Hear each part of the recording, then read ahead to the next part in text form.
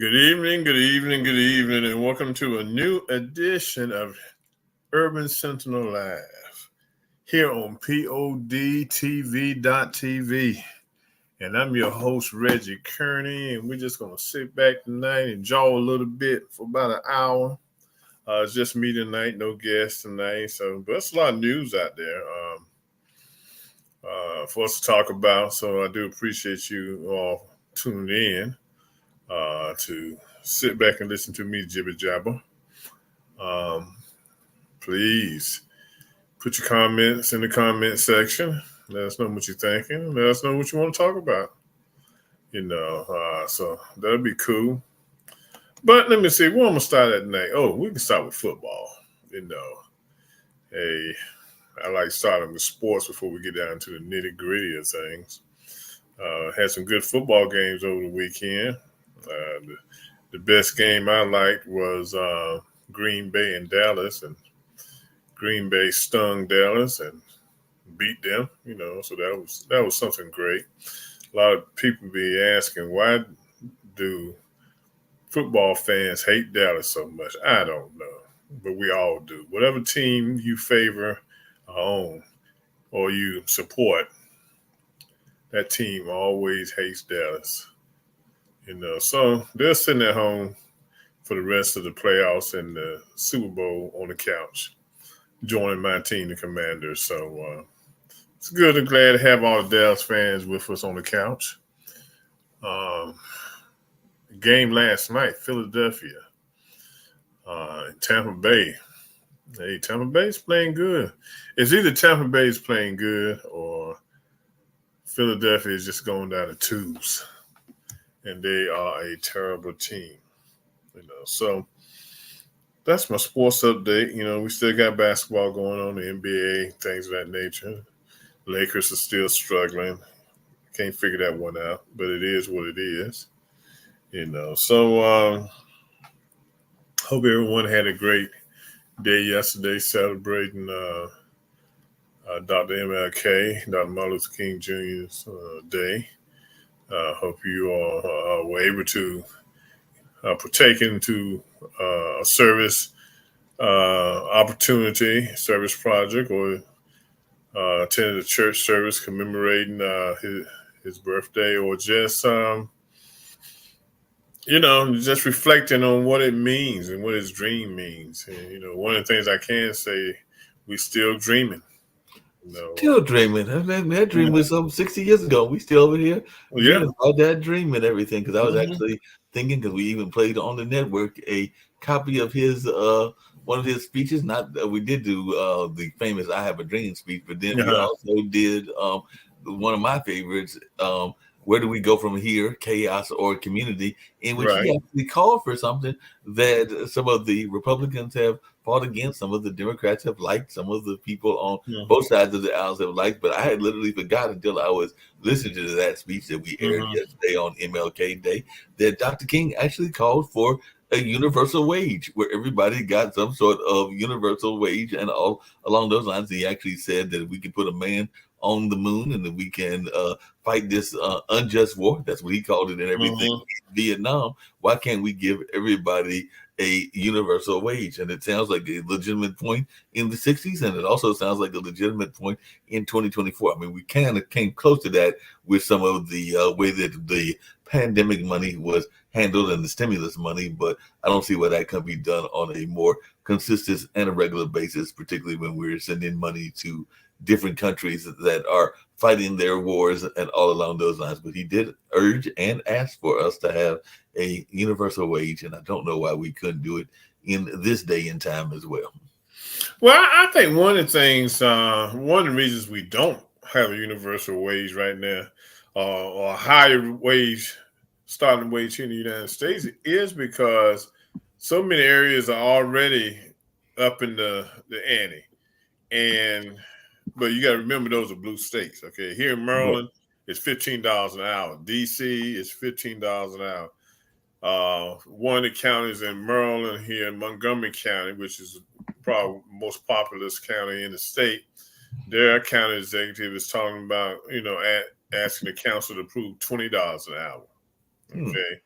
Then we have California, who is at a $20 an hour rate or a little more, and I know North Carolina is still probably at 7.25 as a federal Yeah, we wage. still stuck. We still. I have a saying.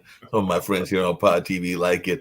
I made it up, and even some of the Oh, founders of the network like it as mhm. well. But on certain issues, we're stuck on stupid. That's Yeah, my new saying, that we're stuck on stupid, and the minimum wage at 7.25 is an example of being stuck on stupid. yeah, and what I can't understand is states. The majority of the states are stuck on. Like red states are stuck on 7.25. But Mhm. why are they stuck on 7.25? I mean, we've been at 7.25. God, I can't even count the years that we've been on 7.25. That's how long we've been on 7.25. Excuse me, but I think the issue is that the Republicans don't think people need a whole lot of money to live off of, and they also had this idea too that okay, if you're at 7.25, you need to work hard at trying to get yourself from 7.25 to a decent wage. Yeah. But I'm not taking anything off of immigrants or anything like that, but the problem is in all those red states, and as long as you have individuals who are willing to take those jobs at 7.25, it's not going to change. It's not going to be an incentive for the state legislation to um, change the hourly rate. It's no incentive there. And it's the same thing with the federal government, the federal wage. There's no incentive to up the ante and pay individuals more money than what they're making. Right. 7.25 is nothing. Not a thing. It's not nothing. What you talking about on 40 hours a week, about almost $300. Then you take taxes out. Exactly. Then you take insurance out, Social Security out. You might have 150 left after all that comes out. Wow. And that's like, I think about how much it takes just to live and everything. I mean, I Yeah. got friends, and I know that there are some of us that are guilty of eating beyond our means. I'll just put it Hmm. that way and everything. I know that I sometimes eat out way too much, and I probably could save some money by Hmm. actually grabbing some food from the grocery store and actually doing some of my own cooking and everything. But that's still only going to save but so much. It's still Yeah. not going to take away Hmm. the fact that rent's due, and that water is due, and that electricity is due. And of course, if you want to be part of the communication era, you got Hmm. to have your internet, and you might even want a television and a number of other things. So there's a lot of things that are out there that are almost, I'm not going to say that the internet is a necessity, but it is definitely close to a necessity in terms Yeah. of communication and everything along those lines. So there's these expenses that are there that add up. I think that they even say that what's the rule for rent, to not to spend more than a third of your wages or something like that on rent. But I know a number of people that are paying, maybe they're making $2,500 to $3,000 and paying anywhere from $1,000 to $1,500 for their Hmm. rent. And so the last time I checked, that's closer to half of your rent going half of your money going into rent. But with the high cost of housing, you don't sometimes have a choice. I mean, you can try to find a roommate or do some other things to cut the cost or to share the cost, but that also can be a interesting thing with the dynamics, because not everybody likes to and can live with everybody either. So that's also how you got to figure out those dynamics as well. Yeah. So it's hard, and so without this increase in salaries and stuff, you're going to continue to have people out, stealing and selling drugs and doing things that they shouldn't do to try to make ends meet. It comes down to a thing of survival. So I think Dr. King was right in that point that we do need to increase the wages. I mean, because you and I buy in the same age boat. Hmm. You might be a little younger than me, but I mean, I look at it when I was working. I had a job at 17 working at a place called Tasty Freeze, and I was making about a dollar and some change, about $1.25, $1.50 then. And I thought I was doing real good. As a teenager, you think you're doing real good because you have a little change in your pocket. At the end of the week after you put in some hours. But that wasn't a whole lot. Even it could have been because. I mean, you're talking about gas at 50 cents a gallon. Bread was probably about 75 cents a loaf. Things of that nature. But people need a living wage now, and that's basically what they need. And A question for you about that, because we were having some conversations about this on some of our other shows and everything. But are you at all concerned about the growing wage gap? Because I know some people that are influential, and they might not quite be billionaires, but they might work with some billionaires, and they are thinking that maybe we are taxing too much or expecting too much from our upper class and everything. But at the same time, there is a widening gap between those that are very affluent and those that are very much in the poverty area, and there's a very big group in between that is that middle class, whether that's the lower middle class or the upper middle class, and all in that space. But I just wondering, what are your thoughts when you hear? Because I just recently heard that the top five billionaires are increasing their wealth, and significantly so, and that they might even be one of them, whether it's Elon Musk or whether it's Warren Buffett or one of the other ones. I forgot who the five are, but there are five that were listed in this article that I saw and everything, that there might be among them a trillionaire eventually as well. And I don't think we've had a trillionaire yet, but they said that somebody might be a trillionaire. And I don't know what that would do for you, because one of my favorite blues songs talks about that, there's certain things you can't take with you. And one of them right. is that all that wealth. As a matter of fact, I think the line in the blues song that I am a fan of, and I can't think of the artist, is that I haven't seen a armored car at a funeral yet, and everything. And that might be some truth to that statement. Yeah. Well, I think one of the things that's happened here in America is the tax laws have benefited the wealth, the rich and the wealthy. Okay, and it's given them a lot of loopholes to maintain and keep that wealth. And that's you have to thank the Republican Party for that. I think they need to show them more. When you are a billionaire and you worth almost $30 billion or something like that, like Bezos, some of those guys. But I think you need to share a little more of your wealth through taxes and stuff. But you got these guys almost to the point where their taxes paid a little or nothing when they can afford it, and then they'll be the first ones to say that, why are we being taxed? Why can't I keep my wealth? Now, I don't have a problem with someone becoming wealthy, okay? There are people that have worked hard and gotten their wealth and they enjoy it and they deserve it, they work for it. Then you got others that play the lottery, but they get their tax, depending on how they get paid, they get their taxes taken out anyway, so we can't include them. But I think you need to shoulder some of the responsibility for putting money back out on the streets, okay? Mm-hmm. You shouldn't be allowed to make $1 million and you keep 950,000, okay? But then when the IRS gets going after somebody, they'll come after me because I owe them $10 plus interest before they go after these guys who are beating the system. Exactly. They're beating it legally. And, so I think the tax laws have to be adjusted. But every time you say that, first thing someone says, if you adjust the tax laws, these guys are more likely to close their companies down or cut back on hiring or things of that nature.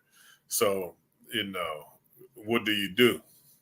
What do you do? So it's disappointing that, the lower class and the middle class, have to shoulder the burdens of the budgetary needs of this country. Yeah.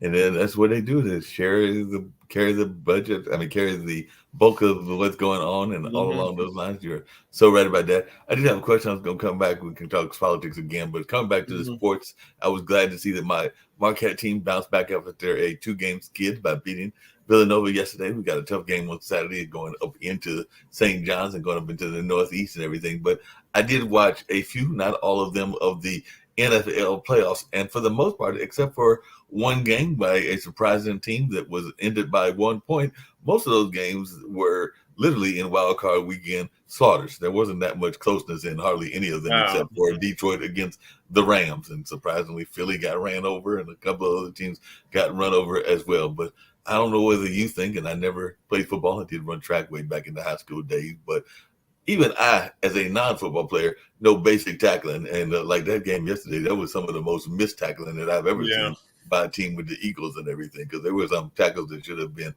made, with your eyes closed, but they were missing them left and right. Well, So I just wanted your thoughts about some of the conditioning, maybe of our athletes as well.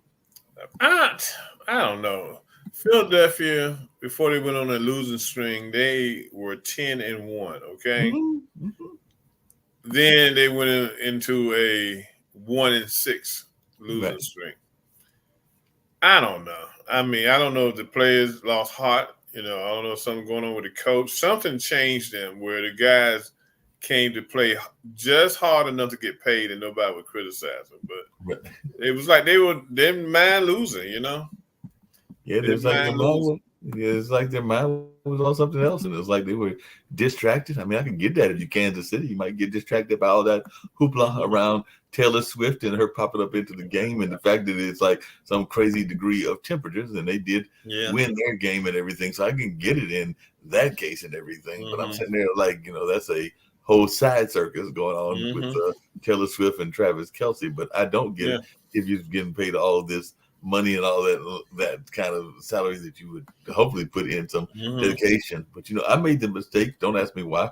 And I was glad to see that Carolina was well representative. But I think I was watching one of those old TV shows, like might have been one of the old crime dramas, and right after that came on was the draft of the women's soccer. And I imagine they ain't gonna make no NBA money. They might not even make WNBA money, but they'll Hmm. make at least some decent salary going off to play in the professional soccer league. And the first two picks were literally some young ladies from UNC, and I do mean young, they're like 19 or 20, something Hmm. like that, and everything. But it was impressive seeing them, just like the guy athletes being dressed to the T's and ready to accept their team assignment from their commissioner and go off into the wild world of professional sports in the Hmm. soccer. So, Yeah. soccer has definitely done well, particularly women's soccer. So it'll be interesting to see how these young ladies do and if they bring their team a championship Hmm. or not.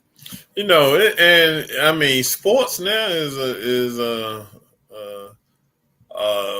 lucrative area where you can make money as a young person. If you have the skills. Okay. If you look at what basketball players and baseball and football and all the other sports the guys make, you can put a little cheddar in your pocket. Hey, Uh, man. hey, we didn't. Put it this way: when a max contract back in the day, like I was reading on Walt Frazier, was $75,000.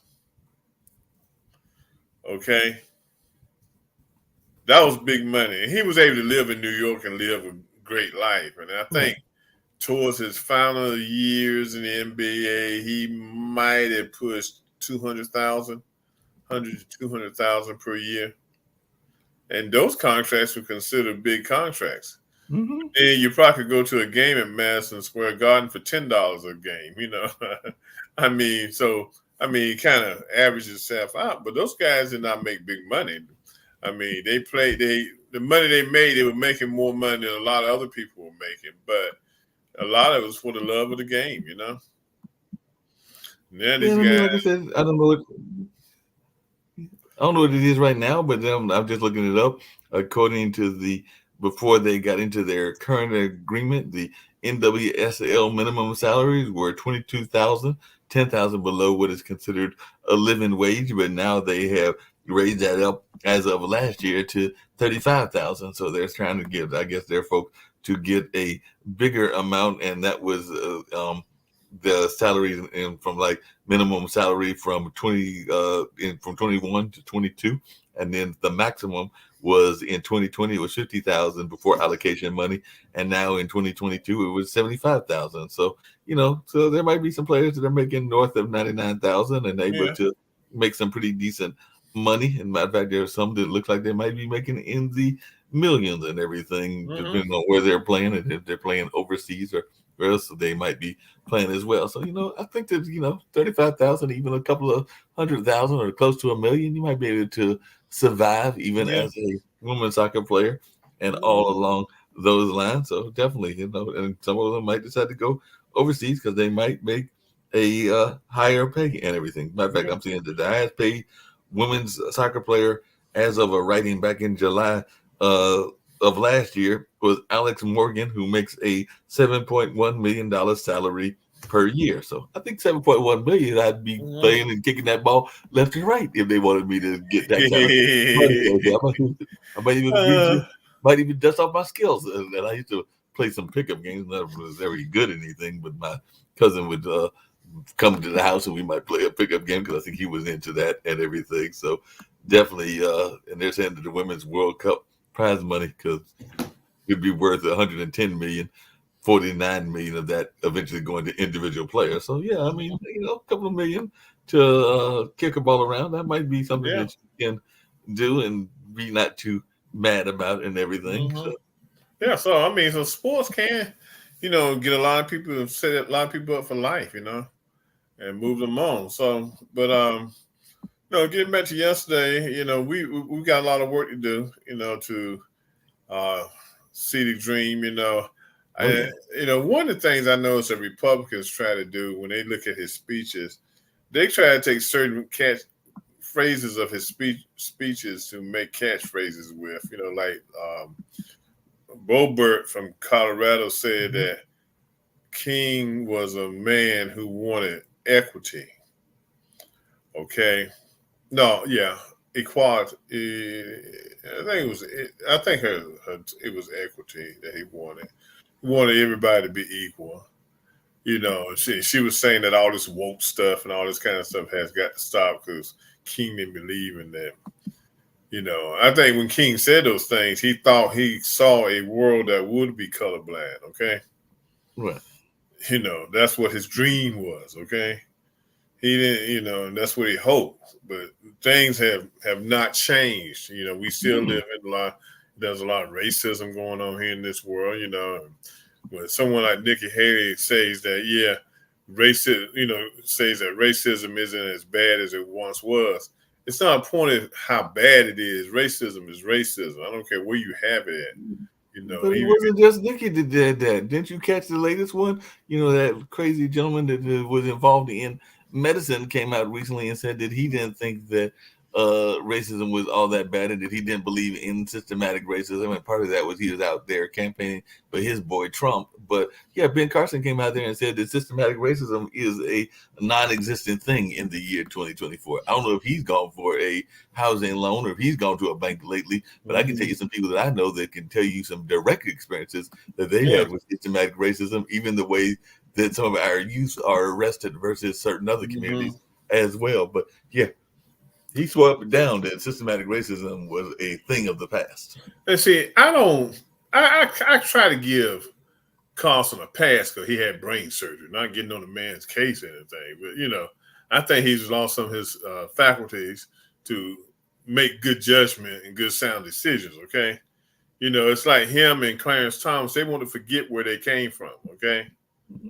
It's easy to forget where they came from and agree with everything that the so-called Republican establishment has set up, And Ben Carson knows good and daggone well that there's racism out here continuing on today, okay? And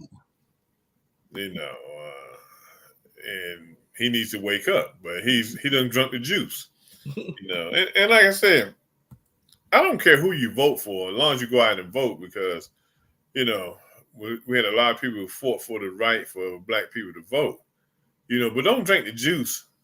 And if you're going to drink it, do your research, but you got 25%, of the black voters, mostly male, are supporting 45. They supporting 45 and they supporting them big time. And like you said, there's a lot of males, a lot of business owners that are saying, I've heard a couple of them even online say that they feel that the business scene will be better for them than it is under Biden if 45 is elected again and everything. But I'm not sure that I buy that argument, and I'm curious to see your thoughts around that, because there's like, yeah, things will be better. He supported the HBCUs. He did this and that. He didn't do crap for HBCUs. Okay, he got up there, and all the black presidents and chancellors of HBCU, got up there, went to the White House, giggling and laughing and saying "massa" and all this kind of stuff, and then get crap. Okay, good. And I got to do the research on him, but the whole thing didn't fall like he wanted to fall. It was a photo opportunity for 45 to get all these black men in there and black women in there and make it look like he was going to do something for them. And see, he didn't do jack, didn't do a thing for Didn't do them the at thing. all. Biden has done more for HBCUs than this other guy did. Yeah. Photo opportunity. I went and took my butt up in the White House with him, knowing what the things he said on the campaign trail. Oh, I hear you. I would have done the same thing, but I don't know if I told you, but I had a chance last week to interview a friend of mine who is a stand-up comedian. He actually did a stand-up comedy show, and I got to say he had some boldness to do it, but sometimes it's the green. So he actually told me he did a comedy show because he is a stand-up comedian in addition to being an actor and other things, literally in front of the client. When I was like, hey, that was bold of you, but then I thought about it. He might have even doing it at a regular comedy club, been doing them in front of some client members. They just didn't have the sheets on. So that's right. That's right. You don't never know. Sometimes I sit back and I look. I say we all crowd into a football stadium on Sunday or arena during the week, look at basketball games. I say, I wonder if you could really figure it out, how many of these people in here can't stand blacks, but love the entertainment that black athletes provide for them. Oh yeah. But the Big East is doing something different because I think that I was watching the game between Marquette and Villanova, and I think they said, there might be some people in various parts of the Big East that might be upset about that. But I think that the Big East has actually 6 African American coaches at the time. Shaka Smart being one of them, the coach of Villanova being another. But out of 11 teams, I think 6 of them are actually the coach that we got lost to, Sentinel and everything. Holloway, I believe it is, man. So at least 6 of the 11 coaches are African American. So that's a conference that's actually doing well in that category. But so I mean, it amazes me, how we look at things, and like I say, each individual can use their vote like they want to, but I hate it when blacks aren't doing their research and not adhering to the fact that 45 don't give a rat's about black folks. Okay. No, he could care less about us. Doesn't. He could care less about us. Yeah. And like they said, if you look at him from the past, he never has associated with intellectual blacks. Okay. He always surrounded himself with entertainers because he's always felt like he was a step above entertainers when it came to intelligence. He didn't feel like entertaining. You don't take a lot to be an entertainer, And see, and that's one reason he was ducking all these debates. He wasn't ducking debates because of the percentage of the lead. I think he was ducking because he's not smart enough to engage. You think he was afraid that he might put his foot in his mouth? He always does that. We can use that, especially he's afraid that it might cost him some votes instead of gaining some votes and all along those lines. Yeah, I could definitely see that. Yeah. Speaking of which, and speaking of North Carolina, because we know we are a swing state, I just found out earlier today that Kamala came last week and was touting some of the things that they've been doing innovation-wise and around computers and technology and infrastructure and everything. But apparently, I think in 2 days or about a day and a half, Mr. Biden's supposed to be down here somewhere in my neck of the woods, either Raleigh or Durham or Chapel Hill. I'm thinking one of the RTP businesses. But apparently, he's even made it a point of saying that this is going to be a pivotal state in the campaign and everything, in the state that he feels that he needs to do a strong showing in, even though historically North Carolina has not gone that well for the Democrats and everything. But I'm just wondering your thoughts around the possibility of, and Georgia's another one, what kind of shot Biden will have in the South and everything, because definitely it sounds like he's going to put some efforts to try to win some of these southern states. I hope and pray that the Democrats can pull it off, okay? And Grandpa Joe can win again, okay? But when you listen to guys like Charlemagne the God and others, they bring up some valid points, okay? Right. That neither party has really done anything that really supports the black community. True that. or communities of color. But this is the wrong time to be having that conversation, okay? Because if you continue this conversation, what's going to happen? You're going to, a lot of blacks going to become disillusioned. And they're going to start saying, why should I vote? If the Republican Party ain't going to do this and the Democratic Party isn't going to do that, why should I vote? Okay? And they might not come out and vote, okay? See, you got to realize people who like the orange head, they like him because of this. He says, like you say, he's always sticking his foot in his mouth. Right. But people feel like he's one of them when he says what he wants to say. It's just like the other day, the judge told him, do not come up here with no BS and just make a statement. Right. Now, the judge should have known, giving him any kind of time, he's going to do exactly what he wants to do. So that's what he did. He came in there and said what he wanted to say against the wishes of what the judge told him not to say. People feed off of that. Look at him. He done told the judge, our judge told him not to do it. He did it anyway. See, the dude's a con artist. He knows just what he needs to do to win his people over, his base over. Okay? So that's what he does. So and I'll be honest, I'm of the opinion that the neither party, Republicans or the Democrats, have done enough for people of color. Okay? Mm-hmm. But I don't think this is the right time enough to have. This is not the time to have that conversation. No, I agree with you. It's not the time to have that conversation. But on that same point that you're talking about, that base of his, and some people will say that it's only 30% or maybe 35% of the population. I know that even here on the network, we've had some people that say that they are 100% confident that the 65% that are not with his base will come out and vote overwhelmingly so that he will not win a term after having lost a term, being kind of like Grover Cleveland and all in that space. I am not 100% convinced of that because of what you just said. I think that there are a lot of people that are disillusioned and that are not going out to vote and everything. So I hope that I am wrong, but I'm not going to be surprised overly if we don't wake up in November and see that 45 has come back and won a term to be 47. So I'm hoping that I'm wrong and all of that, but I am also a little bit alarmed when I have conversations with both friends as well as a lot of acquaintances, and they're telling me what you're saying, that they're disillusioned and that they don't see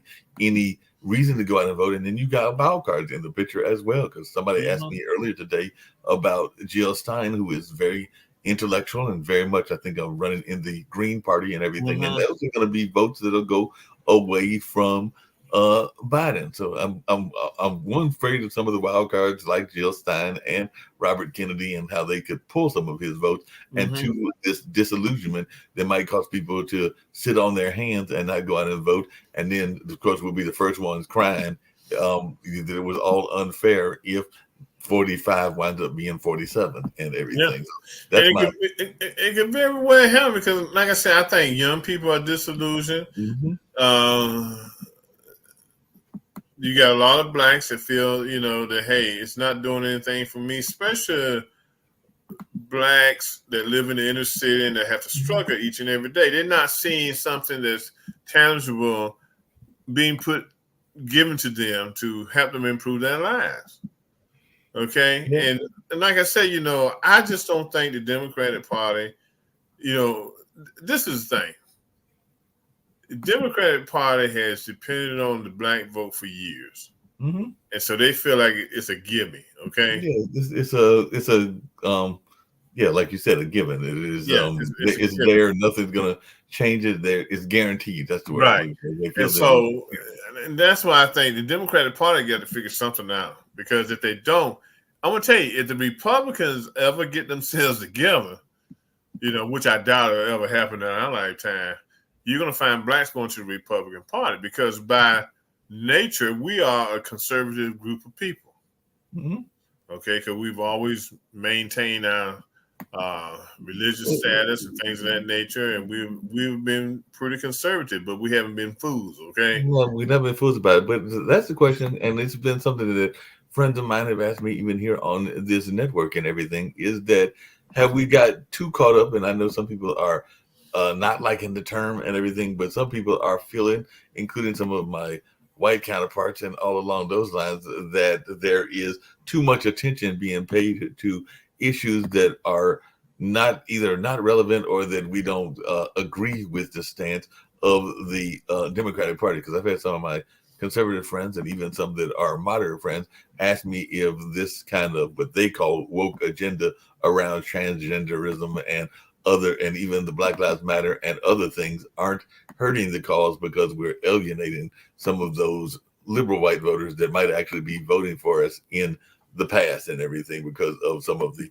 terminology that is being used. I was wondering, you're there in DC, is that something that is a concern? Because I know that while DC is a chocolate city, Maryland is not all that much of a chocolate city, and there are definitely some both conservative whites as well as liberal whites up there. So I'm wondering, are some of the liberal whites not wanting to hear about, the LGBT rights and the abortion issue and the trans stuff and even some of the stuff in our community, and maybe are even singing that victim song as well, where they're feeling like they're being victimized because they didn't do it, their grandparents or their great grandparents did. Right. Just wondering your thoughts around that and what kind of reaction you get when you talk to them. This is the thing. People took the context of Black Lives Matter out of context. Okay. Right. What we were trying to say, and what we've always tried to say, that all lives matter, but we got to focus on Black lives because of the slaughter that was taking place and that has taken place at the hands of police officers. Okay. You look at Eric Gardner. I can't even think of the lady's name down in Texas. You look at you can name. Go after, you can name people on top of people. And that's where that those three words came from, Black Lives Matter. Well, I think one of the things that I saw this happen was that whites, I think they deliberately took those three words to try to turn them against us, okay? White lives matter, blue lives matter, green lives matter, my grandmama's lives matter, Confederate lives matter, that kind of thing, okay? Not saying that the true picture behind this was us saying that, look, we tired of getting killed when we get pulled over by the police officers. Don't our lives matter? Right. Okay? But you got those racist whites, crybaby liberals and crybaby conservatives that felt like their feelings were hurt because we keyed in and said Black Lives Matter. Okay. I'm glad you just called them that, because wasn't it Malcolm X or one of them radicals? It might have been one of the members of the Black Panthers that said that one of the most dangerous people out there wasn't necessarily the conservative or the very ultra conservative rednecks that was out there, but it was some of those neoliberals, I believe is what he called them and everything. And I can't remember whether it was Malcolm or whether it was Stokely Carmichael or one of the other people with the Black Panthers. But I do remember that quote was out there, that sometimes they can be, while they're supposed to be our allies, they can be some of our worst enemies as well. And I wish I could think of the quote, but they're crying up a storm. So they have taken something that we value, our lives, and try to make it look like it seems like it's wrong for us to say, hey, look, hey, don't kill us no more. Black Lives Matter, okay?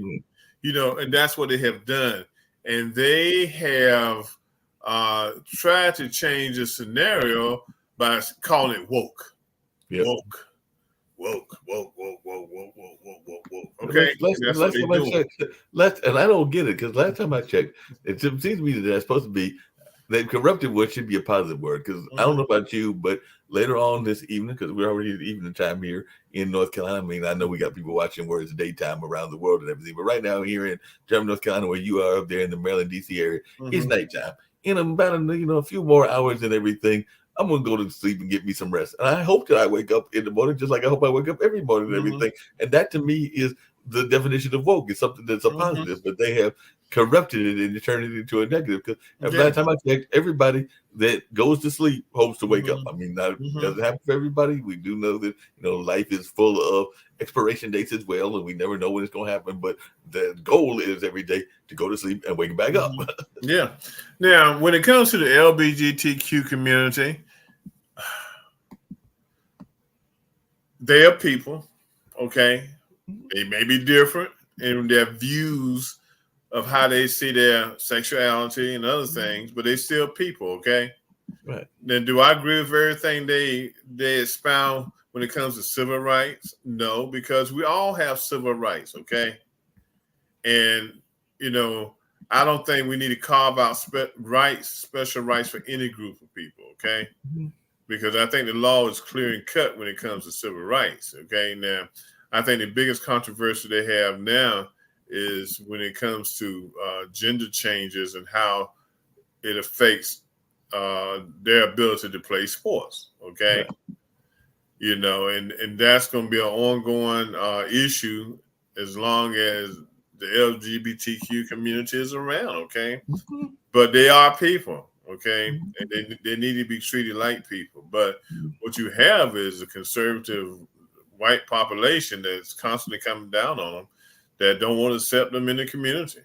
They don't want to accept it in the community, but then they also got crazy rules that exist and everything. And, when it comes down to it, I don't know about you, but I love the company of a good woman if I'm in the middle of dating and everything. Right now, that's not happening in the life, but hopefully that will change at some point. But I do enjoy the company of a good lady, but I'm also not trying to have everybody and their mother know what's going on in my bedroom. And I think that would be the same thing with the LGBT community as well. Because what happens there should be up to the individuals that are engaged. I mean, as long as it's not, within certain communities, like as long as it's not hurting children, as long as it's not going after animals and doing other things, then I think most people are cool with you doing whatever you want to. I mean, there are literally certain things that are in certain books, including down here in the South, that many people enjoy doing in their sexual relationships that are technically still against the law and everything. But I'm not trying to go there and be knocking on the doors to find out if people are practicing that act or not. Because if an enjoyable act is really none of my business whether they are enjoying themselves. And see, what you got to understand, the younger generation doesn't care how we feel about the LGBTQ community, okay? Then my daughter has two friends and a male who are bisexual. They to let you know that they are, not like they bragging on anything. Then she has another friend, a good friend of hers, one of her best friends that she went to college with, is gay, okay? And she takes on the role of a male, okay? And they're good people, Yeah, that's what I've seen. Literally, I mean, I don't have no problem out of them. Anything, it's just like with a friend from that she went to college with. I have to remember the pronouns, And, I had to remember that too, because literally until about maybe 4 or 5 months ago, my next door neighbor literally was a transgender, transvestite person. They would definitely be male oriented. I don't know if they were going through the process or what they were doing. I used to see them even on mass transit and everything, and they were in that cosmetology field, so they did hair as a side business, literally from the apartment when they were living here. And I would sometimes see them on the bus. And I think they even told me their name, and I don't remember it right now. And they told me which pronoun they wanted to be addressed by. And when I saw them, I addressed them by that pronoun. Like I said, I don't even know if they still live here in the area, but I know up until I'd say about 6 or 7 months ago, they were literally my next door neighbor, and I said they're decent enough people and everything. Didn't try to pick up on me, and I was glad of that because they see that wasn't my game and everything. But at the same time, they were respectful enough to engage and to tell me how they wanted to be addressed and everything. I did have a question for you before we get done, because it's been bothering me on my mind and everything. And it's a news story because we had this Durham police chief I brought up on one of our other shows that we shipped off to Memphis, and apparently she created this unit. I think it's called the Scorpion Unit, and now they are in the process of getting rid of her and everything. So my thing to you is that I guess sometimes our own people aren't always our greatest advocates as well when it comes to police, because this was a sister and there was questions around the way that she handled being a police chief when she was the police chief here in Durham. Then we shipped her off to Memphis, and now apparently Memphis has let her go because of that whole incident with Tyrese Nichols and this Scorpion Unit and all along those lines. So I just wanted your thoughts about how sometimes the system, even our own people, get caught up in the system and wind up playing the system game. I think what happened with her, a lot of crap goes on with the police department. Probably even in Durham, a lot of crap goes on with the police department. And a lot of times they keep a lot of stuff from the police chief, okay? Now she might have known that there was a unit, a Scorpio unit, and what they were charged with doing. Okay, Right. but she probably didn't never know to what extent they had gone off the deep end. Okay, Right. I'm gonna tell you something. If it hadn't been for that camera on the corner of that street corner that night, Mm-hmm. we would never known the truth behind what happened to Nicholas. Okay, That's because true. they would have said that he resisted arrest, put up a struggle, and they were just trying to protect themselves. Okay, and the worst they would have gotten was they would probably gotten off, and Memphis would have been hit with a silver suit. Thank God for those cameras on that corner that night. Yep. Okay, now one thing we had to face too, that it's not always the white police officer that's That's killing my point, right? Sometimes black our own. officers that's killing us. Yep. These were college educated officers, okay? Mm-hmm. But they thought they could take the law into their own hands, but they forgot that camera was up there on that corner. And They so the forgot that camera saw camera and everything. that.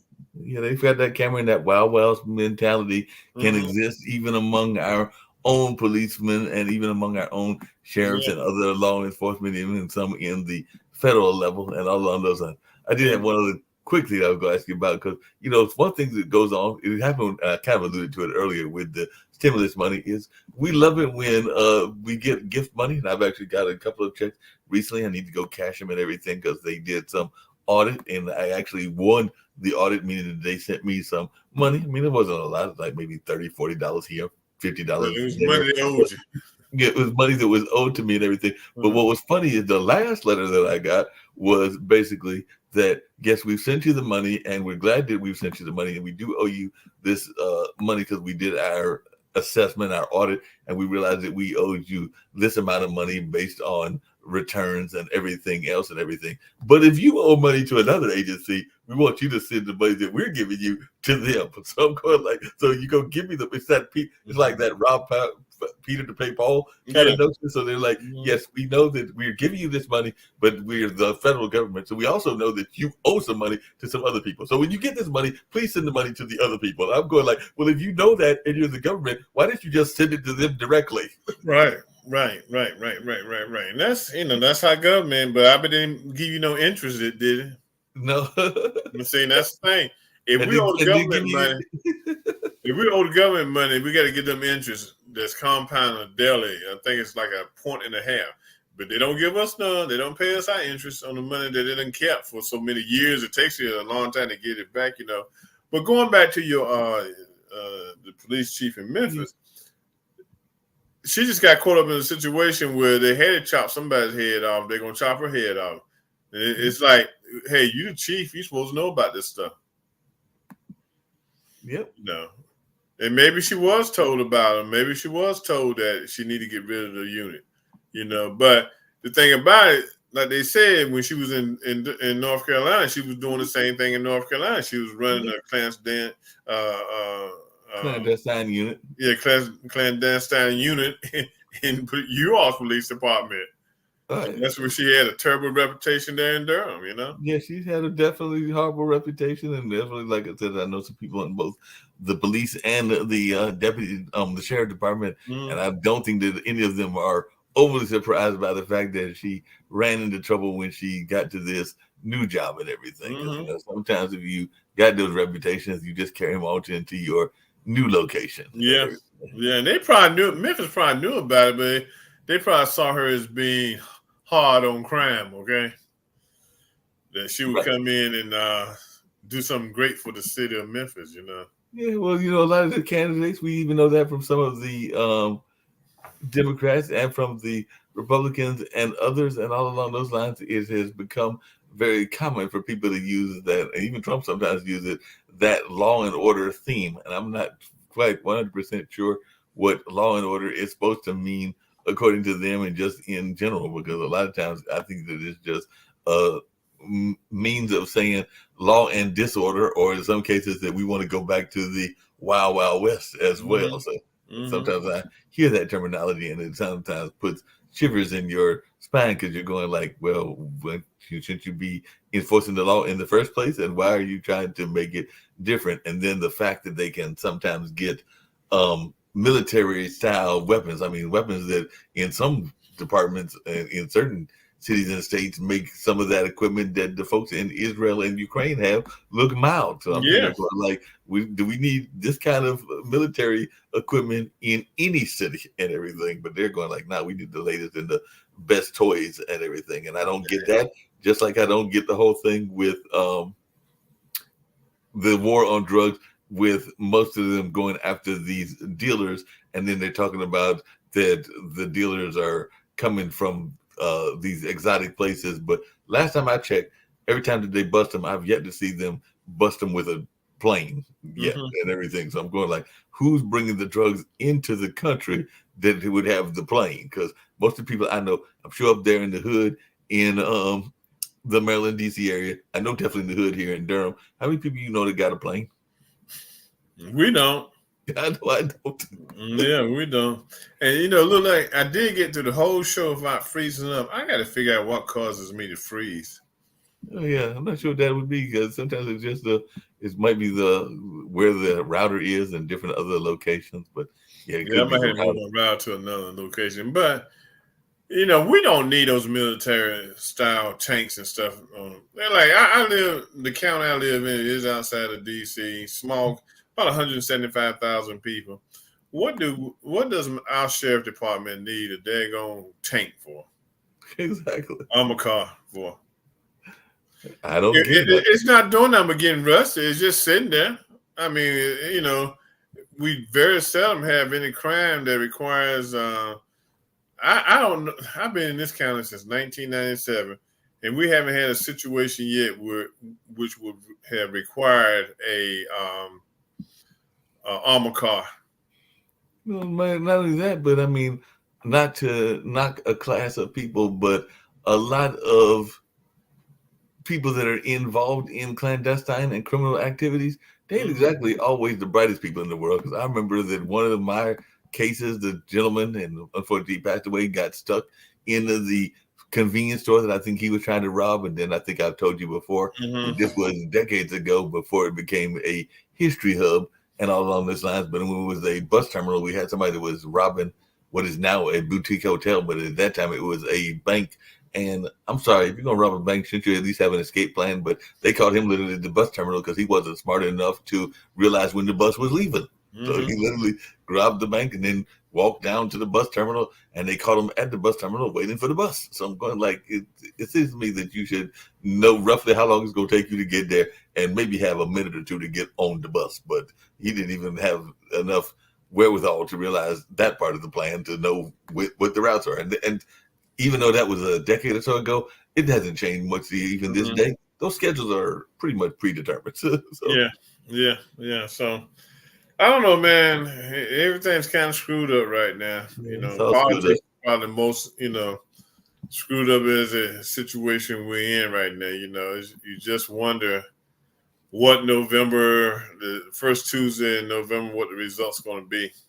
Like I said, I'm not putting anything past the results. I'm hoping that Biden will get his second term, but I'm not going to be surprised if I don't hear about a Trump victory. I hope that isn't the case, but nothing. I was totally shocked and flabbergasted the first time he won, but after seeing some of his supporters and seeing how adamant they are, I don't think anything is going to surprise me at this point and time and everything. I don't know that I'm going to be, and this happens every year because that's part of the Democratic message and going on now is that a Trump victory would be a destruction of democracy. And I do know a number of people that have sworn down that if Trump wins, they're going to move to Canada or they're going to move to Ghana or a number of other places. And we say that, but then the question becomes, do you have the resources to do it? And if you don't have the resources, don't you just wind up having to stick it out for the time that he's in there? I mean, back in the 80s, I was a Reagan fan, but I also didn't think that I was going to be moving away from Milwaukee because when he was in office that first time and everything, because Reagan was 80, if I remember correctly. Yeah, he was old too. Yeah, he was old too. I think he was like 80 to 84, 80 to 88, something like that. But I was in college, so it's not going to totally impact my college decision and everything. Now, I'd be lying to you, Reggie, if I didn't tell you that I didn't have a little bit of joy and hope that he might get knocked out of office when he had that incident with, I think it was Hinckley and everything. Didn't want the man to necessarily die, but at the same time, I was hoping that he might get incapacitated enough that we would get the second or the third in command in office. But that didn't happen, and I just dealt with him for the time that he was in there. And there was even some things about both Reagan and Nixon that I could find that I could agree with. I'm definitely a diehard Democrat. I could find some things, like I said before on this show and other shows, the enterprise zones, I could see their purpose. Even some of the things that Reagan did, I could see purpose around it. Now, there are some other things like Nancy Reagan's just saying no, that I don't get it. I don't get it in the sex conversation. I don't get it on the drug conversation. It's one of those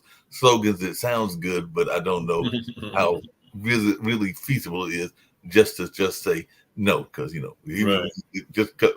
you're saying just say no to drugs, if you're in that environment, that might be easier said than done. And just saying no to sex, there's a thing called hormones, and I don't think we can resist that body chemistry and everything. So you can say you're going to say no, but sometimes it's not as easy as what our body chemistry and those hormones are telling us to do.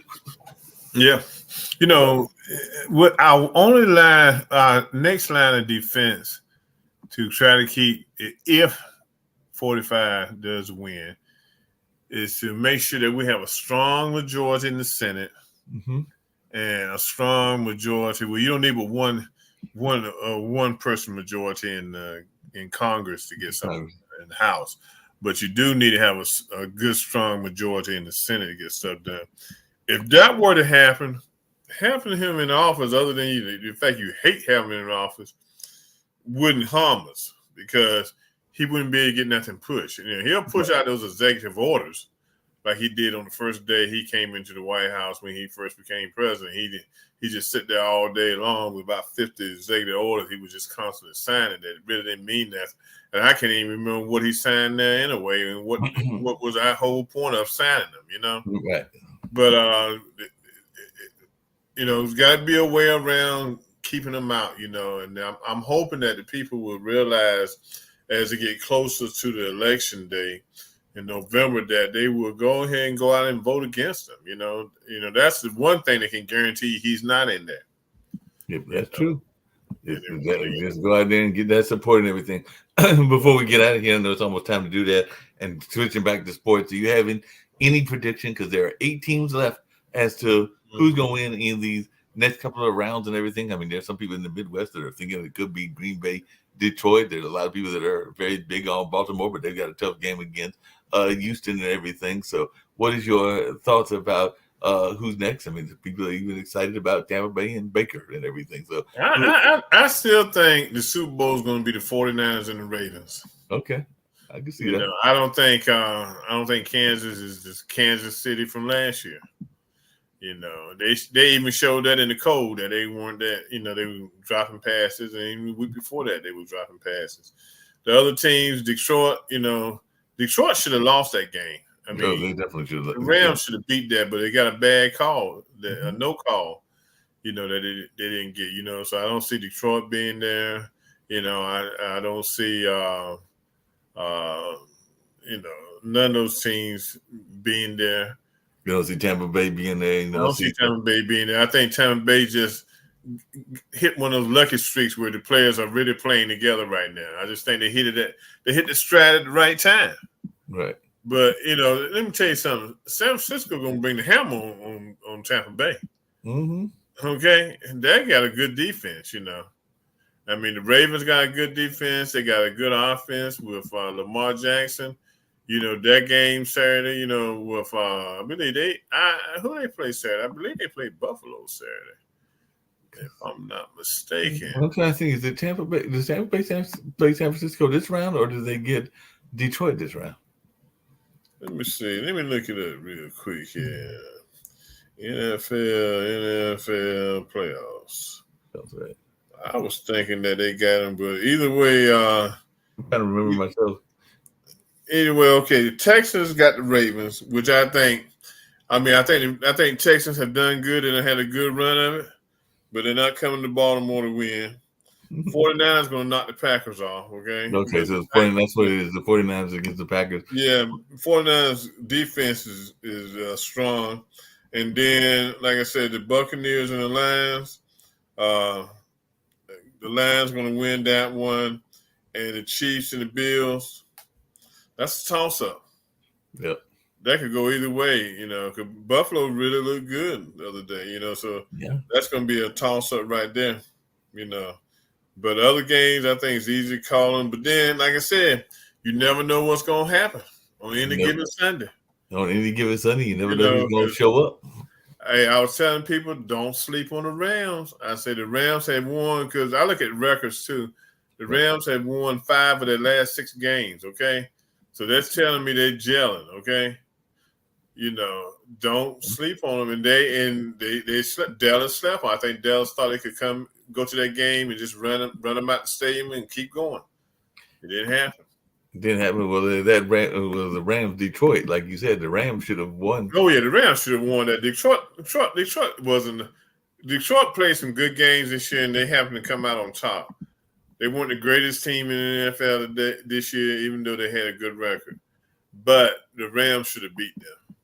But refs, I think this has been a terrible year for refs in any division of sports, be it college, high school, or pros. Referees have done a stinking job this year. Yeah. They really need to go to camp this year and get trained on the calls and what to look for in the calls and how to handle the calls. How to handle the calls and even when to go to the board, because there are a couple of ones that they could have gone to the board too. Yeah. They did go to the board too. Yeah, so I think, hey, it's going to be something to see, man. It's definitely going to be something to see. It's going to be interesting to see. I'll be sitting right here Saturday and Sunday partaking of America's pastime.